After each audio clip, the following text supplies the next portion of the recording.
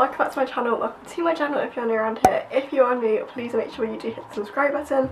But for today's video, I basically am going to be sitting down and answering a ton of your guys' questions all about university and basically everything to do with university. This is probably the most requested video I ever get, is to film a university Q&A. So I asked you guys over on my Instagram for some questions and you guys honestly delivered. I had so many questions, so if I don't get around to answering your question today, or you do have another question for me, please make sure you do leave it in the comments or come on over to Instagram and DM me, because I would be more than happy to answer any questions that you guys have. But yeah, so for today's video I thought I would just sit down and basically answer as many questions as I possibly can about university. So if you're new around here, you probably won't know this, but I actually go to Bournemouth Uni and I study communication and media. I'm going into my final year this year, although technically it is my fourth year because I took a year out to do like a work experience, like placement year. So yeah, I'm going to my final year this year. We actually move into our house on the 1st of September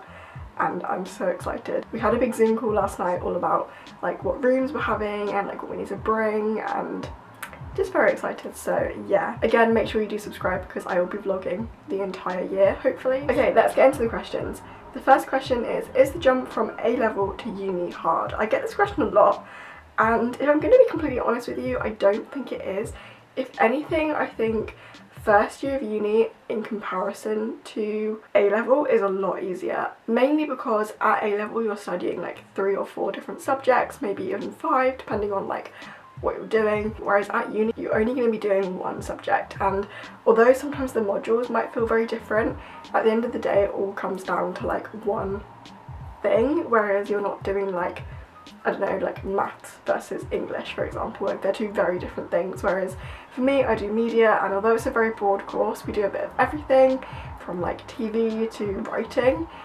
They all still kind of come under the same bracket, if that makes sense. So especially in first year, I would say it's not any harder. I would say it's very different, but I wouldn't necessarily say that it's harder. So if that's something that you are worried about, I honestly wouldn't worry. How would you recommend organising work for first year, folders, etc.?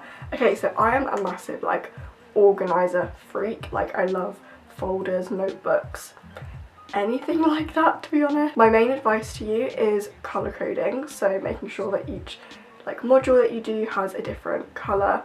I have some like binder folders where you basically like hole punch stuff and pop it in.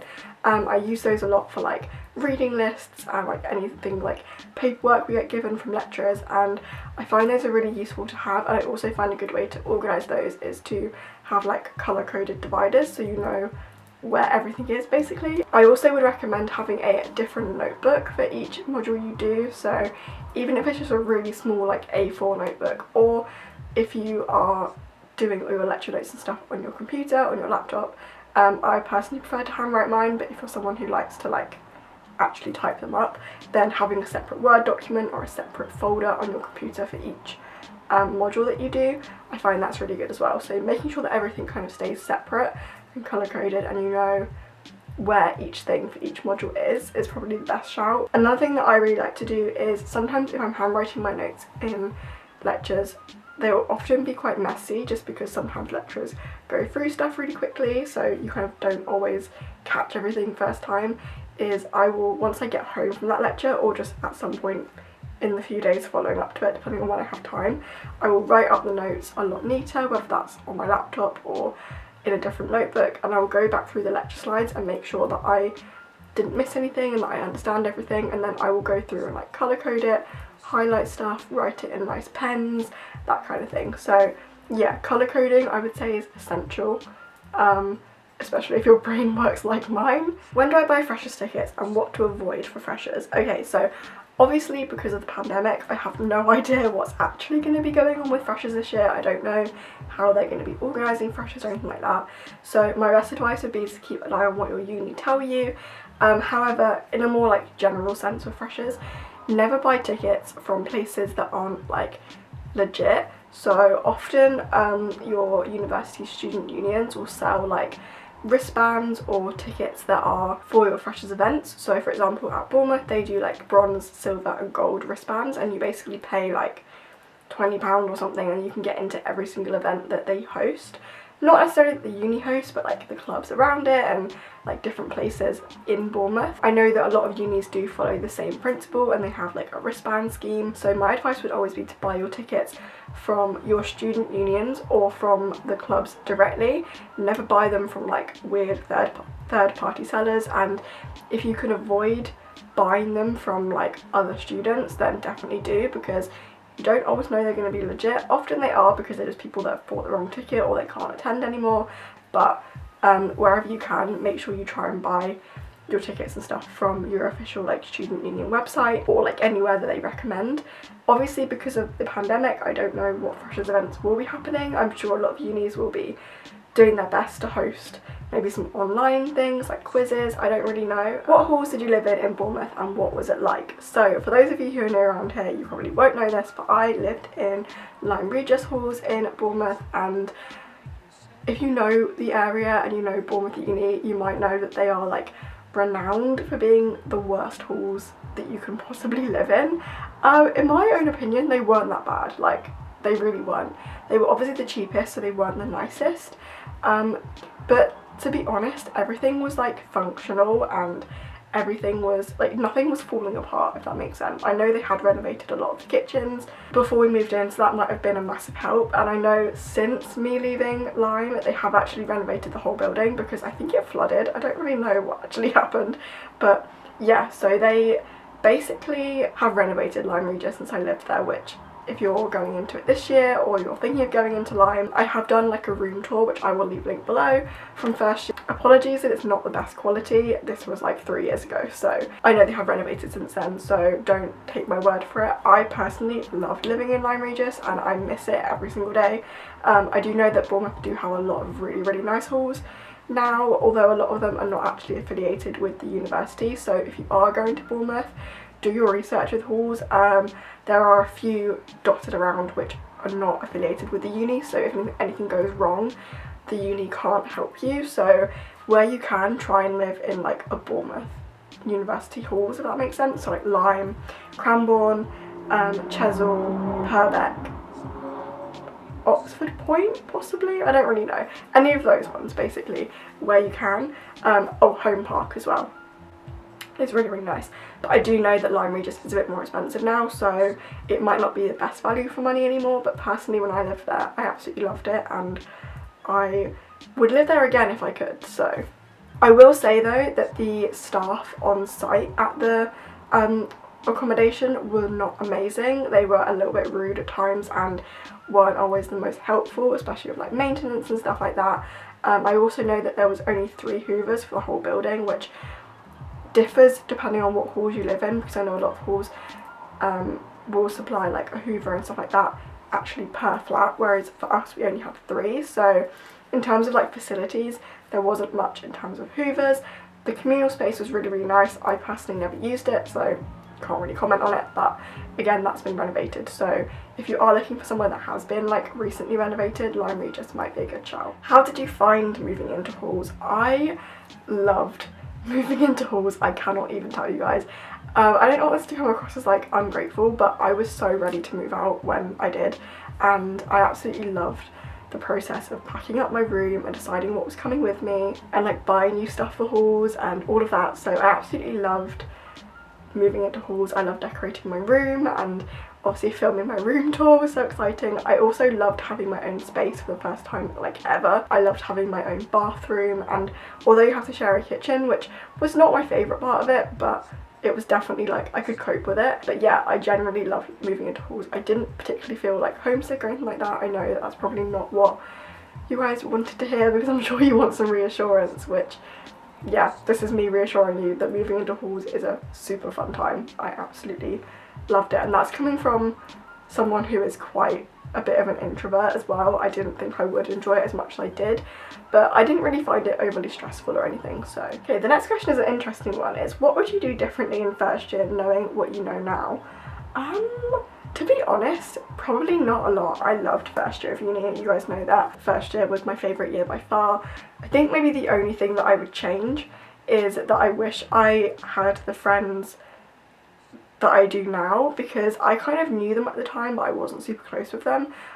So I wish that I had made friends with those guys a lot sooner and we've become a lot closer a lot sooner, because I think we would have had an even more fun first year had I've been friends with those people now. But I mean, I wouldn't change anything for the world, because I absolutely loved first year. I loved the balance that I had of going out but also having a super chilled evening, and like cooking food for everyone, and like, yeah, I absolutely loved first year. And my advice for anyone going into first year, I would probably just say to do as much as you possibly can, and just kind of don't think about things too much and just have the best time. Always have a positive mindset, especially when it comes to your living situation, because for me, like looking back, the kitchen was disgusting all of the time, and like the people I lived with were not the tidiest, but I tried to have a positive mindset about it and I took it like as an experience. I was like, every single person that goes to uni goes through this, so it's just the experience that you have. Okay, next question is kind of similar, and it's what you wish you knew before starting second year. I think the main thing personally for me is I wish I knew how much less the lecturers would actually be kind of there for you in second year, which sounds like a bad thing, but it's not really. In second year you have a lot more independent study, and a lot of first year is your lecturers and seminar leaders kind of checking up on you to make sure you're doing okay and making sure that you kind of are settling into uni like okay. And I think in second year they kind of just expect you to have done that by now, which is completely fair enough because obviously you've been living there for a year. So in second year there is a lot less kind of welfare, I guess, but obviously it is still there if you look for it. Obviously in second year is the first year that your work actually begins to count towards your degree, so I wish I had kind of maybe worked a little bit harder, and I wish I kind of knew that I would have to work a bit harder in second year. I mean, I did kind of know that, I just didn't really work as hard as I should have. Obviously in first year I think I burnt myself out a bit. I worked very hard in first year, even though it didn't really count, mainly because I was trying to make myself get used to it. I don't necessarily think that's a bad thing. I still enjoyed second year a lot and I still got like decent enough grades, like I'm happy with my grades. So yeah, I would just say like making sure that you know that the work is going to count in second year and that you probably will have to work a little bit harder than you did in first year, but also don't forget to have fun. That's definitely an important thing for second year. I also wish I knew how much I would miss living so conveniently in town. The Bournemouth halls are all based pretty much in the centre of town, so you can walk to town super easily, you can walk to the beach. I really missed being able to just walk to the beach in second year, because we lived kind of a 10-15 minute drive away from the beach, so I do wish that I had known that. Obviously there's not really much I can do about it because all the student housing is in that area, but yeah. Tips for moving into your second year house. So this is one that I really wanted to talk about because it is a lot different from moving into halls in first year. Halls in first year is a very independent thing. You bring your own stuff, use your own stuff. Even if you're super close with your flat, generally you do just have your own stuff, because obviously I think everyone moves into halls not really knowing whether or not they're going to like their flatmates, so everyone does have their own like kitchenware and like irons and, you know, like all the stuff that you bring to uni. In second year it's a lot more kind of group orientated, so in your house you kind of need to work out who's bringing what. Are you going to share stuff? Are you going to keep it like independent? Generally last year we did keep it quite independent and we did bring our own stuff still, and again with this year I think I probably will do the same, just because I have it, I might as well bring it. But especially if you've got like a super small kitchen or you don't have a lot of cupboard space, it's really important to make sure that as a house or as a flat you talk about like who's going to bring what like big item of furniture, or obviously there are things that you need for moving into a second year house that you didn't need in first year, so you need to kind of have a bit of an understanding on how bills work, because trust me, it's not fun. You also need to work out like your TV license, which obviously most of you probably would have paid in first year, but when you're going to be potentially all sharing your TV, it works very differently for halls. You basically have to have one TV license per house rather than having one TV license like each room in halls, if that makes sense. Sorting all that sort of stuff out as well is really important, and just generally I think you do things more together than you do in halls, so definitely communicating with your house is really like a key thing for moving into a second year house. In terms of actually finding a house for second year, a lot of students will tell you that you should start looking pretty much as soon as you start university in September, which honestly I just want to say is not always the case. I think that is a really daunting prospect. You know, you've literally been in a new city at a new uni with new people for like 2 weeks and you're already expected to find somewhere to live for the following academic year. I for one had a lot of like panics over this because I was like, what if I don't make enough friends, what if no one wants to live with me, like all of that sort of thing. I would say the best time to look for a house is like December, January time, because by that point a lot of the first kind of wave of houses have been taken up, but a lot of new houses get put up online as well, so you're not necessarily going to be left with the worst houses if you look in December and January, because houses come up all the time. So yeah, again, it does depend on really where you live and where your university is.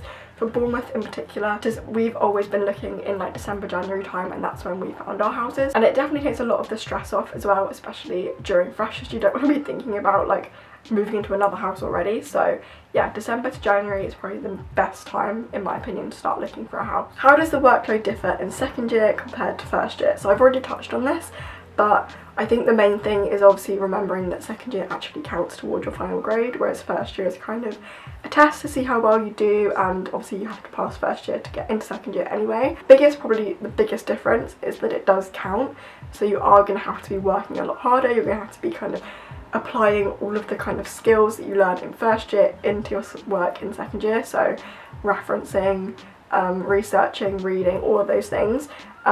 Take first year as a practice and then just do the same thing in second year basically. It's probably my best advice. Again, it probably differs depending on what course you do, but from my kind of own experience, it wasn't like crazy different. I didn't have tons more or tons less than I had in first year. It's just obviously remembering that it does count in second year. When revising for exams, did you cram or plan ahead? Honestly, a little bit of both. I'm going to be honest. So I was the sort of person who, like, I would plan my revision schedule and I would plan like what I'm going to do for each thing. So am I going to do like mind maps or like flashcards or posters or diagrams or like typing up key quotes, that kind of thing. I would plan that well in advance, like a month before the exam. However, I would probably start revising like a week before. Please don't take my advice because it doesn't always work, it doesn't always pay off, and it can be very stressful. I just lost a lot of motivation after A-level, I think.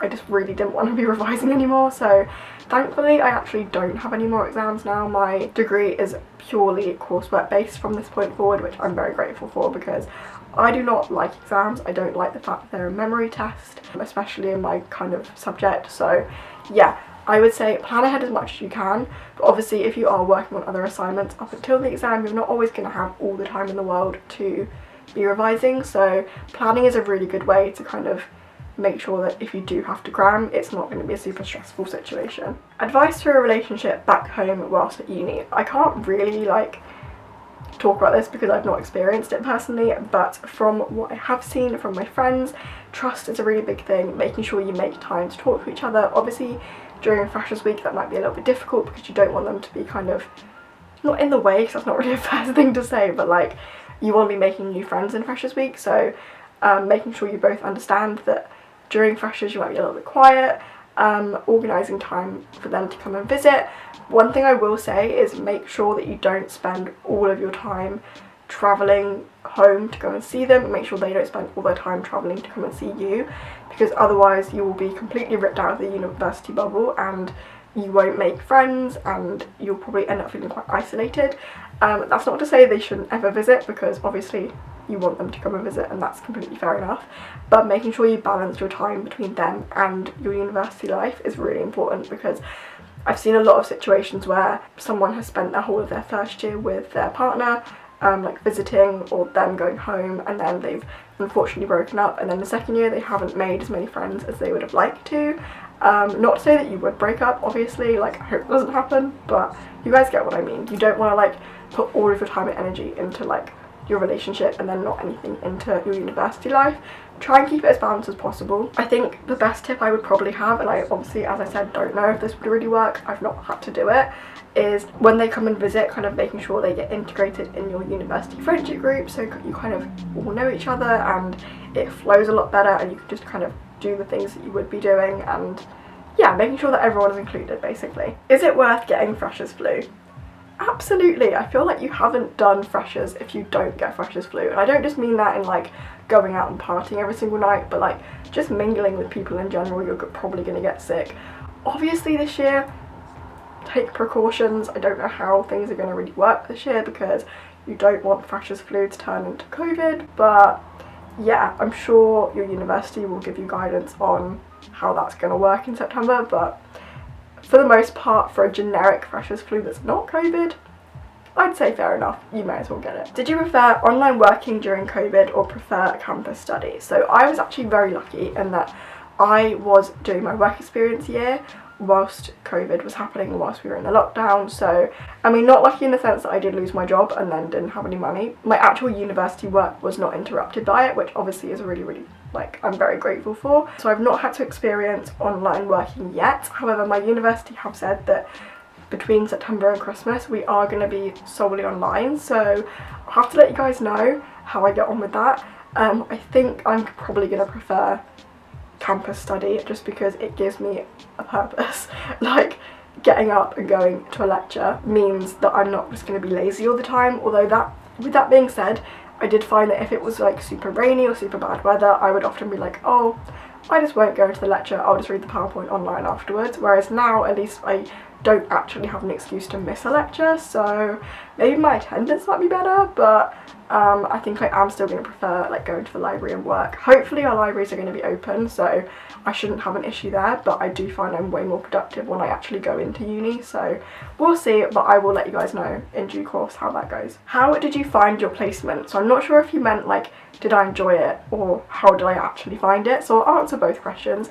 I have done a whole video on my London internship that I did. Again, I'll leave that link below in case you guys are interested. I found my internship on my university's like job page on their website. It's like a specific portal for finding placements and jobs, like postgrad jobs. So that's how I found it. There are a few other websites as well that I honestly cannot remember the name of, but again, that's in the video, so I'll leave a link below. How did I find it? I enjoyed it. It was a learning curve. Not my favourite, probably wouldn't do that specific job again, but it was definitely worth it for the time that I was there, and I'm very glad that I got to do it. Did you have work to finish for third year before going away to work for Disney? I knew there would probably end up being a Disney question in here, sorry. No, I didn't. So basically, my Disney program started at the end of June and my university year ended at the start of June or like the end of May, so all my work was done, my exams were done. Originally, the original start dates for the program were potentially going to overlap with exam season, but my exam was actually in the first week of exam season, so it wouldn't have ever affected it anyway. But no, I think it was definitely stressful trying to make sure I sorted out my visa and stuff. I think the biggest interruption in terms of Disney and my uni work was probably going to like the interviews and going to get the visa appointment, but other than that, actually starting the job, I didn't have to like miss any uni, or I didn't have to like rush to get any work finished. Is it worth staying at home for cheaper rent or living in student accommodation, friends and social wise? Guys, I cannot stress this enough. If you have the opportunity to be able to move into halls and you can live in halls, please do it. Living at home during uni, I could not imagine doing, because you just wouldn't make the friends. I made most of my friends from being in halls rather than on my course, so yeah, wherever you can, please make sure you do take the opportunity to live in halls. Even if it terrifies you, I promise that you'll get used to it and you will end up loving it. As much as you can avoid it, please do not live at home. The final question that I'm going to answer today is, how did I save money and budget? So the best advice that I would have is to open 2 bank accounts, whether that's like a saving account and a regular account, or I personally like to use Monzo because I can like limit my spending and like have notifications if I spent too much, or like let me know how much money I've got left for the month. But definitely make sure you have like a monthly budget. So say you have like a clump of savings that you want to use, or a clump of like student loan or whatever, divide it up between how many months you're at uni for, and then kind of go off of that and see how much you can kind of allocate yourself each month.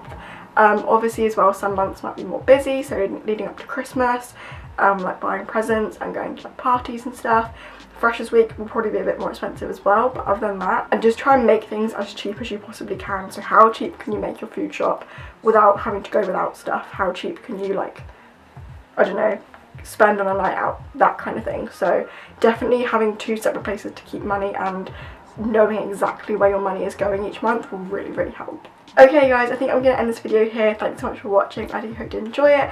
I really hope it was helpful. Again, if you have any more questions, please let me know in the comments below. Make sure to subscribe if you're not already, and I'll see you all again very soon with another video.